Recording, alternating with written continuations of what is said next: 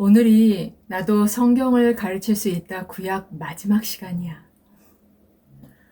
구약 성경 마지막 책인 말라기서를 공부할 건데, 말라기서를 배울 때 그동안 배웠던 에스라와 느헤미야의 시대적 배경을 염두에 두어야 해.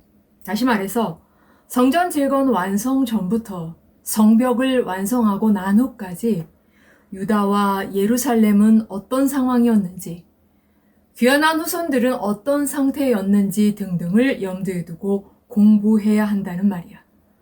이번 시간에는 구약 성경은 무슨 말씀으로 끝을 맺는가에 대해 공부할 거야. 먼저 말라기 선지자 당시 제사장들과 백성들의 상태는 어떠했는지, 하나님께서는 누구를 바라보도록 하셨는지에 대해 살펴보도록 할 거야.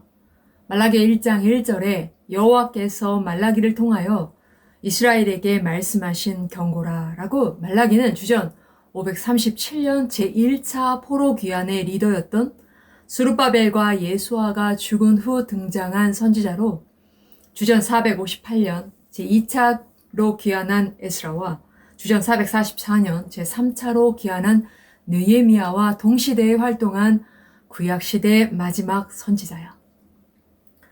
귀환 초기와는 달리 말라기 시대에는 제사장들이 성전에서 하나님 앞에 정규적으로 제사를 드리게 되었어. 백성들 역시 재건된 성전에서 예배를 드릴 수 있게 되었지만, 옛날에 비하면 너무나 초라한 상황이었고, 뿐만 아니라 실생활은 빈번한 가뭄과 방충해로 인해 농사를 계속해서 실패했기 때문에 농업사회를 정착시키지 못했어. 더욱이 페르시아 제국이 끊임없이 세금을 걷어들임으로 인해 대부분의 포로 후손들은 가난하게 살았어. 이에 귀환한 백성들은 시간의 지남에 따라 하나님에 대한 열심이 식어갔어. 물론 옛날처럼 드러내놓고 우상을 섬겼다는 말은 없지만, 주변 이방 사람들의 영향을 받아 종교에 대한 열정이 점차 식어갔고 개인적인 삶에 치중하며 살아가고 있었어. 말라기 선지자 당시 제사장들과 백성들에 대해 말라기 1장 6절, 내 이름을 멸시하는 제사장들아, 나 만군의 여호와가 너희에게 이르기를, 아들은 그 아버지를, 종은 그 주인을 공경하나니, 내가 아버지일진데 나를 공경함이 어디 있느냐, 내가 주인일진데 나를 두려워함이 어디 있느냐 하나, 너희는 이르기를 우리가 어떻게 주의 이름을 멸시하였나이까 하는도다 라고, 제사장들은 하나님의 이름을 멸시했어. 즉, 제사장들은 온전치 못한 흠 있는 재물, 더러운 재물을 하나님께 드림으로 하나님을 함부로 여겼던 거야. 그리고 2장 7절부터 8절에 제사장의 입술은 지식을 가르쳐야겠고 사람들은 그의 입에서 율법을 구하게 되어야 할 것이니, 제사장은 만군의 여호와의 사자가 됨이거늘 너희는 옳은 길에서 떠나 많은 사람을 율법에 거스르게 하는도다. 나 만군의 여호와가 이르노니 너희가 레위의 언약을 깨트렸느니라 라고, 타락하고 부패한 제사장들은 하나님 앞에 받은 소명인 백성을 가르치는 일을 무시함으로 백성들을 잘못 가르쳤어. 또한 2장 9절에 너희가 내 길을 지키지 아니하고 율법을 행할 때에 사람에게 치우치게 하였으므로 나도 너희로 하여금 모든 백성 앞에서 멸시와 천대를 당하게 하였느니라 하시니라 라고, 그러니 백성들은 당연히 제사장들을 깔보고 업심여겼어. 당시 종교적 분위기가 어떤 분위기였는지 알 수 있어. 2장 15절부터 16절에 그에게는 영이 충만하였으나 오직 하나를 만들지 아니하셨느냐, 어찌하여 하나만 만드셨느냐, 이는 경건한 자손을 얻고자 하심이라. 그러므로 내 심령을 삼가 지켜 어려서 맞이한 아내에게 거짓을 행하지 말지니라. 이스라엘의 하나님 여호와가 이르노니 나는 이혼하는 것과 옷으로 학대를 가리는 자를 미워하노라. 만군의 여호와의 말이니라. 그러므로 너희 심령을 삼가 지켜 거짓을 행하지 말지니라 라고, 백성들은 아내와 맺은 결혼의 약속, 언약을 한만히 여겨 이혼을 일삼았어. 3장 8절에 사람이 어찌 하나님의 것을 도둑질하겠느냐, 그러나 너희는 나의 것을 도둑질하는도다.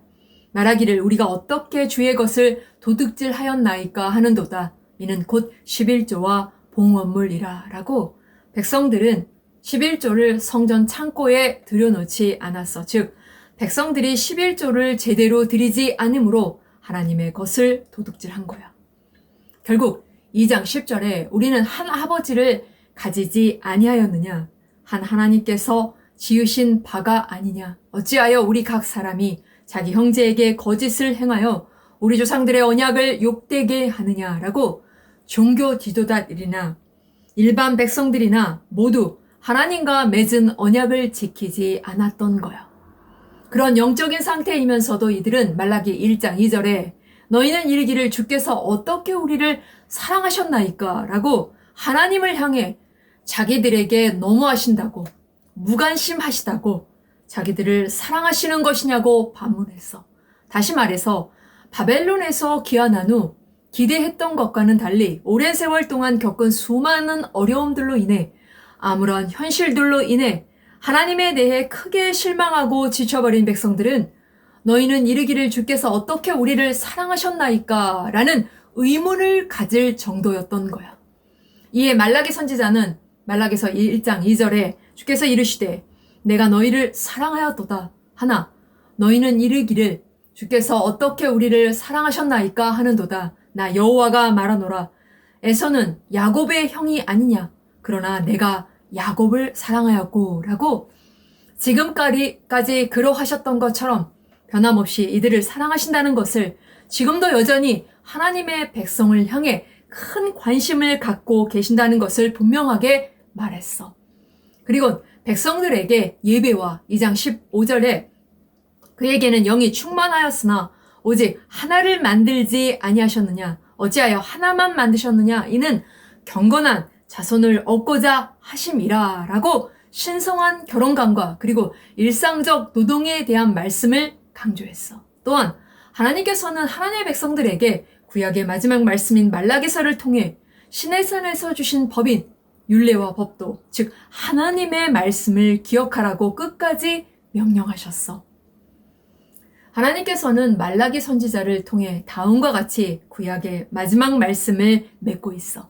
첫째, 말라기서 4장 1절에 만군의 여호와가 이르노니 보라 용광로 불같은 날이 이르리니 라고 하나님 앞에 의인과 악인을 분명히 구별해 내는 날이 올 것이라고 하셨어. 그러면 1절 교만한 자와 악을 행하는 자는 다 지푸라기 같을 것이라. 그 이르는 날에 그들을 살라 그 뿌리와 가지를 남기지 아니할 것이로되 라고 하나님을 떠나 죄악에 빠진 자들에게는 저주가 임하게 되고 2절 내 이름을 경외하는 너희에게는 공의로운 해가 떠올라서 치료하는 광선을 비추리니 너희가 나가서 외양간에서 나온 송아지같이 뛰리라 라고 하나님만을 섬기고 말씀을 지켜 행하는 자들에게는 건짐을 받는 축복이 임하게 될 것이라고 하셨어. 곧 그 축복은 출애굽기 19장 5절에 세계가 다 내게 속하였나니 너희가 내 말을 잘 듣고 내 언약을 지키면 너희는 모든 민족 중에서 내 소유가 되겠고 신명기 7장 6절에 너는 여호와 내 하나님의 성민이라. 내 하나님 여호와께서 지상 만민 중에서 너를 자기 기업의 백성으로 택하셨나니 라고 하나님의 소중한 보물에게 특별한 소유에게 임하게 될 것이라고 하신 거야. 둘째, 말라기서 4장 4절에 너희는 내가 호렙에서 온 이스라엘을 위하여 내 종 모세에게 명령한 법, 곧 율례와 법도를 기억하라 라고 기억하라고 명령하셨는데 이는 하나님께서 행하셨던 일들과 하나님의 말씀, 율례와 법도를 기억하라는 말씀이야. 이 명령은 지금까지 이스라엘 모든 역사 동안 계속해서 백성들에게 하셨던 명령이야.